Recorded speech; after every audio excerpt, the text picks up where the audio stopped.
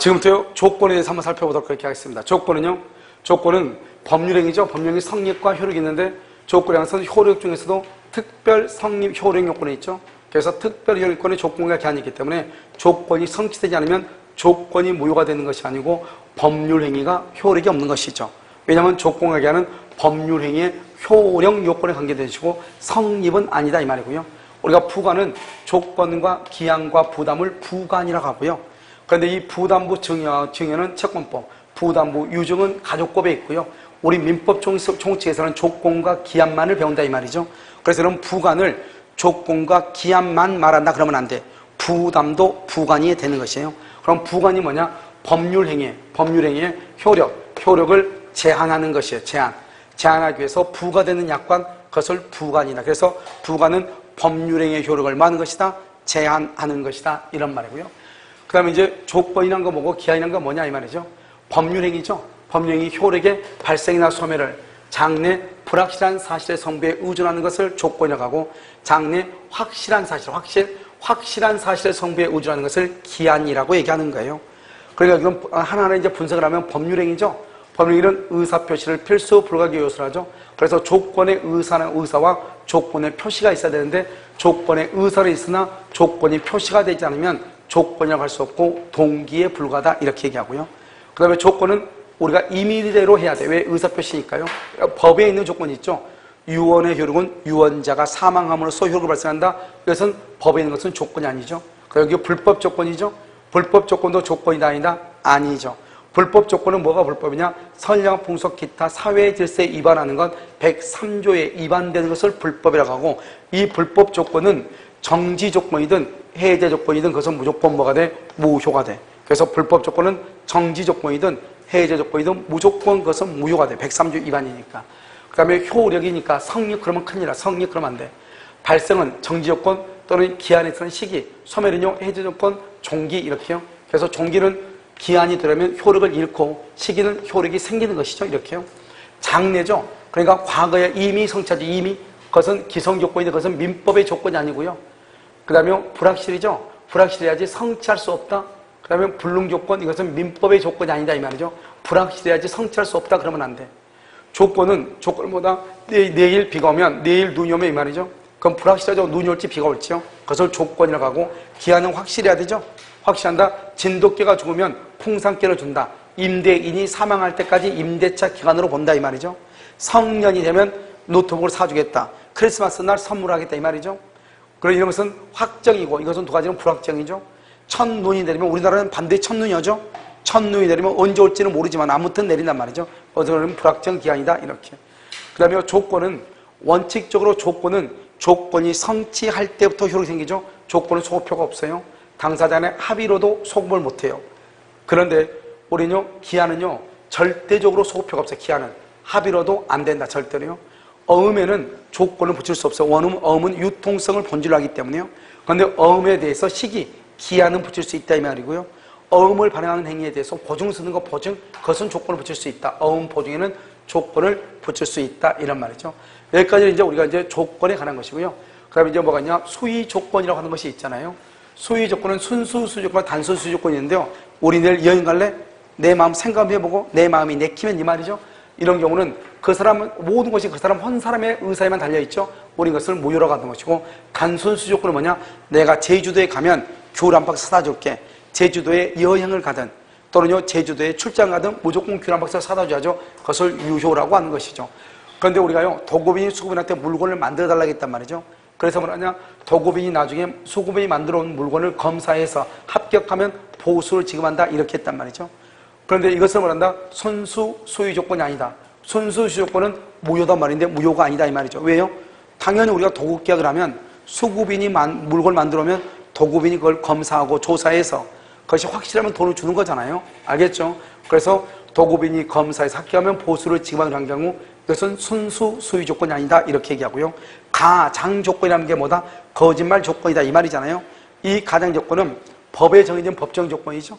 그것은 민법의 조건이 아니지만 민법의 조건 규정을 유추 적용할 수 있고 불법 조건은요 103조에 위반되는 거죠. 103조 위반되면 조건만 무효가 되는 것이 아니고 법률행위 전부가 무효가 되는 것이 아니고 그것이 정지 조건이든 해제 조건이든 불문하고 전부가 무효가 되는 것이고, 정지 조건은 현재를 기준으로 해서 정지 조건은 장래 조건이 성취될 때까지 효력이 없다가 성취가 되면 효력이 발생하는 것이고, 해제 조건은 지금 현재 효력이 있다가 조건이 성취되면 효력이 소멸하는 거죠. 그래서 해제 조건이죠.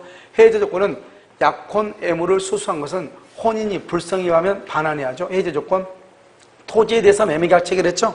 그런데 건축 허가를 제출했는데 만약에 건축 허가가 불허가가 된다. 그러면 토지가 필요 없죠. 그러면 토지에 대한 매매계약은 없는 것으로 하자 해제 조건이다 이 말이죠. 우리가요 토지에 대해서 계약을 체결했는데요. 나중에 도로라든가 공장 부지로 편입된다고 했는데 도로나 공장 부지에 편입되지 않으면 다시 원가대로 반환한다. 그것을 해제 조건이라고 얘기하는 것이고요. 정지 조건은 뭐다? 정지 조건은 소유권 유보부 매매 아주 중요하죠. 갑이 을한테요 2월 1일부터 10월 1일까지 할부로 이 물건을 자동차를 팔았다 이 말이죠.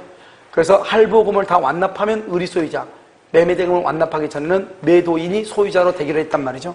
그럼 만약에 나중에 을이 이 매매대금을 다 10월 1일 다 완납을 한다. 조건 성취죠? 그럼 아무 말 없이 을이 소유자가 되는 거죠. 그러니까 그 전까지는 누가 소유자다? 갑이 소유자가 되죠. 매도인이요. 이것을 우리는 뭐란다? 소유권이 뭐가 되어 있다? 유보되어 있다. 이렇게 얘기하고요. 해제 조건은 성취가 되면 소멸하죠. 그러니까 해제 조건은 성취가 되지 않으면 여전히 유효가 되고요. 정지 조건은 성취가 되면 효력이 발생해서 유효가 되죠. 성취하지 않으면 무효가 되는 거죠. 여전히요. 알겠죠? 이걸 알고. 그리고 이제 우리가 입증 책임이라는 것이 아주 중요해요. 만약에 조건이 붙어 있다. 조건. 그건 조건이 붙어 있는 것은 조건은 법률행위 효력을 제한한다고 그랬죠. 그러니까 조건이 붙어 있다는 것은 그것은 뭐다? 조건의 존재를 주장하는 자가 증명을 해야 돼. 소유력을 제한하니까. 그러면 정지 조건보다 정지 조건부는 현재 효력이 있다 없다? 없죠. 그래서 효력의 존재를 부인하는 자가, 효력의 발생을 부인하는 자가 증명을 하는 거예요. 정지 조건이 성취했다? 시험에 합격하면 차 사준다 그랬죠. 그러면 합격했다고 하는 것을 누가 증명한다? 차를 사줄 사람이 증명한다. 차를 사달라고 할 사람이 증명한다. 차를 사달라고 할 사람, 권리 취득을 주장하는 자, 효력 발생을 주장하는 자가 조건 성취가 정지 조건이 성취되었다고 입증하는 것이다 이 말이죠. 알겠죠? 자, 그다음에 여기요. 우리가 이제 기성 조건이 정지 조건이죠. 기성 조건이 해제 조건이죠. 불능 조건이 해제 조건이죠. 불능 조건이 정지 조건이다 이 말이죠. 기성 조건은 보통 뭐라고 쓰냐? 이미 성취했다고 하고, 그래서 이미 성취한 것인가 플러스로 보고, 불능 조건은 성취할 수 없는 거란 말이죠. 그래서 마이너스로 봐. 정지 조건은 효력이 발생하니까 플러스고, 해제 조건은 효력이 소멸하니까 마이너스로 본다 이 말이죠. 그래서 그럼요, 기성 조건이 정지 조건이면 그렇게 돼 있나요? 기성 조건이 정지 조건이면 어떻게 돼요? 플러스니까 조건 없는 법령이 유효라고 하는 것이고요. 기성 조건이 해제 조건이면 플러스 마이너스니까 무효라고 하는 것이고. 그래서 그럼요, 우리가 이제 시험이 나올 때는 어떻게 나오냐? 이렇게 나와. 기성 조건이 정지 조건이면 조건 없는 법령으로서 유효이고, 해제 조건이면 무효다 이렇게. 앞에 두 번째 기성 조건은 잘 안 쓴단 말이죠. 그래서 두 번째 기성 조건은 보통 생략을 하는 것이다. 왜냐? 민법은 반복되는 걸 싫어하니까요. 불능 조건이 해제 조건이죠. 불능 마이너스 해제 마이너스 곱하니까 플러스 조건 없는 법령으로서 유효이고요. 불능 조건 마이너스죠. 불능 조건이 정지 조건 플러스죠. 마이너스 플러스 곱하니까 마이너스 무효단 말이죠. 불능 조건은 성취할 수 없는 거죠. 두 번째 불능 조건은 보통 생략을 한다 이 말이죠. 그래서 불능 조건이 해제 조건이면 조건 없는 법령이고, 정지 조건이면 뭐가 된다? 무효가 된다 이런 말이죠. 그래서 정지 조건이면 뭐가 된다? 무효가 돼. 무효. 아시겠죠? 이것을 얘기하고요. 그 다음에 이제 150조 보면 우리가요, 갑일한테 시험에 합격하면 차를 사준다 그랬어. 그런데요, 조건의 성취, 합격으로 인해서 이익을 받은 당사자 을이요, 신의 성취에 반해서 조건 성취시켰어. 그 말이 무슨 말이냐? 시험을 쳐보니까 공부하니까 공중사 시험 공부가 만만치 않거든요. 그러니까 어떻게 한다? 대리 시험을 쳐가지고 합격을 했다 이 말이죠. 그랬을 때는 상대방은요, 상대방 누구죠? 갑이죠. 당신은 대리 시험에 쳐서 합격했으니까 합격하지 않는 것이다. 조건이 성취되지 않는 것이다. 이렇게 주장할 수 있어요. 만약에 조건의 성취로 인하여 불이익을 받은 당사자, 갑일한테 차를 사준다고 했는데 을이 합격하면 차를 사줄 사람 갑이죠. 불이익을 받을 당사자가 신의 성취의 원칙에 반해서 조건 성취를 방해하죠. 방해했다 이 말이죠. 그럼 어떻게 할 것인가? 조건 성취를 방해하면 언제부터? 방해하게 되면 상대방은 성취한 것으로 말할 수 있다 주장을. 그럼 봐봐, 항상 신의 측에 반해 그 다음에 중요해. 신의 측에 반해 성취했죠? 그러면 상대방은 성취하지 아니한 것으로, 성취를 방해했죠? 그러면 성취한 것으로 이렇게 주장할 수 있다 이런 말이죠. 알겠죠? 이때 방해 행위는 판례가 말하겠다. 고의나 과실한 방해도 포함되고 조건이 성취되는 것으로 의제되는 시점은 그러한 방해가 없었더라면 조건이 성취되었으라고 추산되는 시점이다. 그러한 방해가 없었더라면 조건이 성취되었으라고 추산되는 시점. 이렇게. 그 다음에 여기요. 조건의 성취가 뭐다? 미정이죠. 미정이다. 아직 조건이 성취가 되지 않았죠. 그래도 그 조건부 권리는 처분, 상속, 보존, 담보로 해. 처분, 상속, 보존, 담보할 수 있다. 우리가 이런 말 하면 안 돼. 조건의 성취가 미정이다. 처분할 수 없다. 그러면 안 돼. 조건의 성취가 미정이다. 처분, 상속, 보존, 담보를 할 수 있다. 조건의 성취가 미정이다. 상대방의 이익을 해야 한다. 해야지 못한다. 해야지 못한다. 그 다음에 조건을 붙일 수 없는데 조건을 붙였다. 가족법상 법령에는 조건을 붙일 수 없는데 조건을 붙였다. 전부가 무효이다. 단독행위에 조건을 붙였다. 전부가 무효이다.